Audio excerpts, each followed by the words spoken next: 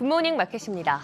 산이 높은 만큼 골이 깊다는 이야기가 있죠. 지난 2분기 뉴욕 증시 사상 최고치 소식을 전해드렸었는데 3분기 분위기가 녹록지 않습니다. 뉴욕 증시는 고용보고서 쇼크에 또 한 번 고꾸라지는데요. 경기 침체 우려가 공포 수준으로까지 번져가고 있는데 한 주 시작에 앞서서 마음 단단히 잡고 시장 포인트 짚어봅니다. 지난주 금요일 뉴욕 증시 말 그대로 폭락세로 장을 마감했습니다. 다우지수는 4만 선이 붕괴가 됐고 S&P 500도 1.84% 하락했습니다. 나스닥은 2% 넘게 크게 떨어지면서 전고점 대비 10% 넘게 하락해 기술적 조정장에 진입을 했습니다. 그 이후 장이 열리기도 전에 공개된 미국의 7월 고용보고서 때문이었는데요. 특히 비농업 부분 집중해서 보자고 말씀드렸습니다. 지난달 발표된 17.9만 건보다 크게 감소해 11만 4천 건 증가에 그쳤습니다. 실업률도 4% 초반에서 4.25%로 상승했고 시간당 임금은 지난달 발표된 전월 대비 0.3%에서 0.2% 증가로 둔화되는 등 전체적으로 고용 시장이 위축됐다는 걸 보여줬습니다. 특히 시장이 주목한 부분 바로 이 3회 법칙입니다.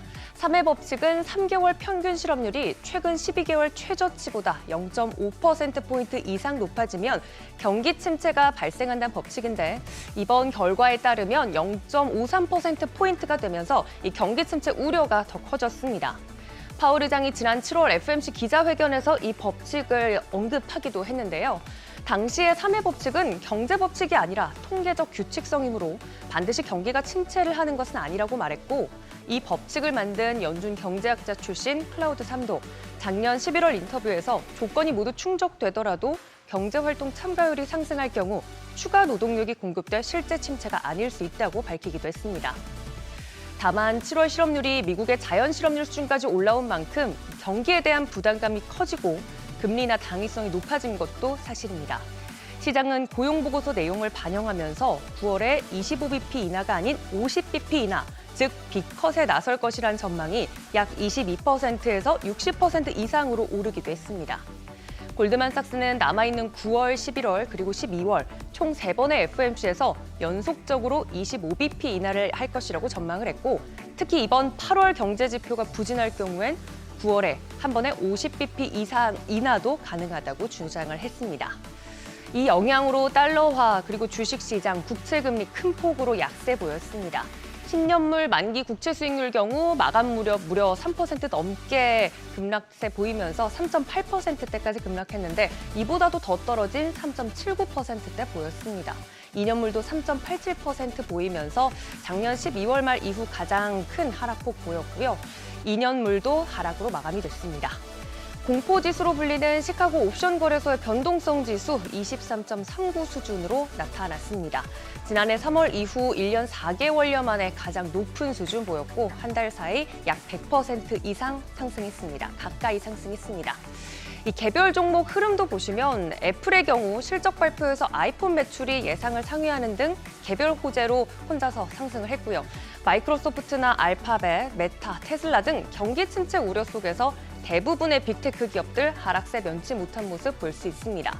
여기에 엎친 데 덮친 격으로 세계 최대 전자상거래 업체죠. 아마존도 2분기 실적이 시장 기대에 못 미치면서 8% 넘는 급락세 보였습니다. 특히 반도체 섹터 집중해서 좀 보면 진원지입니다. 인텔.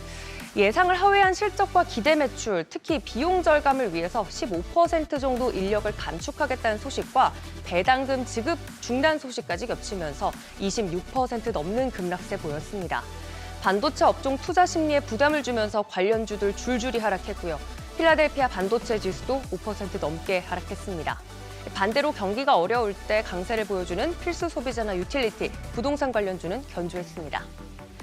경기 하강 우려에 국제유가도 급락했습니다. WTI 배럴당 73달러 선에, 브렌트유는 배럴당 76달러 선에 하락 마감했습니다. 물론 미국 경제가 당장 침체로 간다고 보는 의견은 소수이긴 합니다. 하지만 지수도 기술적으로 조정 구간에 들어온 만큼 지난주에 이어 다시 한번 하방 압력을 받을지 이번 주 매크로 지표 발표 일정에 유의하시면서 주간 대응 전략 잘 세워보셔야겠습니다. 굿모닝 마켓이었습니다.